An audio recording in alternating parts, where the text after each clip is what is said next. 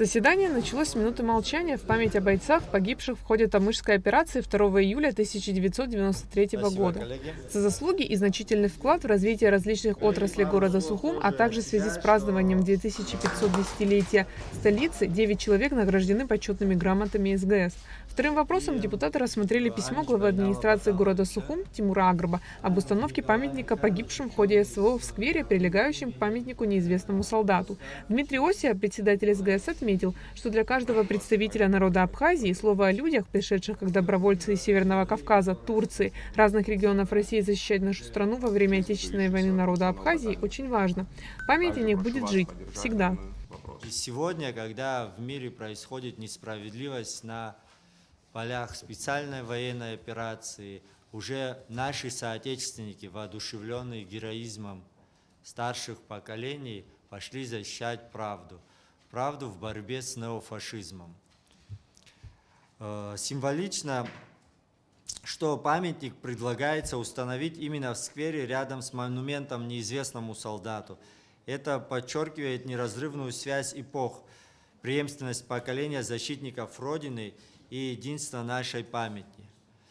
Третий вопрос касался назначения председателя постоянной комиссии СГС по делам молодежи, организации мероприятий и рекламе. С недавних пор я являюсь председателем армянской общины города Сухум. Это дополнительная нагрузка на мою общественную деятельность, работу. Я понимаю, что физически не успеваю дать должного внимания моей постоянно действующей комиссии по вопросу молодежной политики, рекламе и украшениям. В связи с этим я хочу сложить свои полномочия. Прошу вас поддержать. Выражаю искреннюю благодарность. Он эту комиссию не покидает, дальше будет работать в данной комиссии. Я надеюсь, что будут точно таким же продуктивным и эффективным, как предыдущий председатель данной комиссии. Всем спасибо.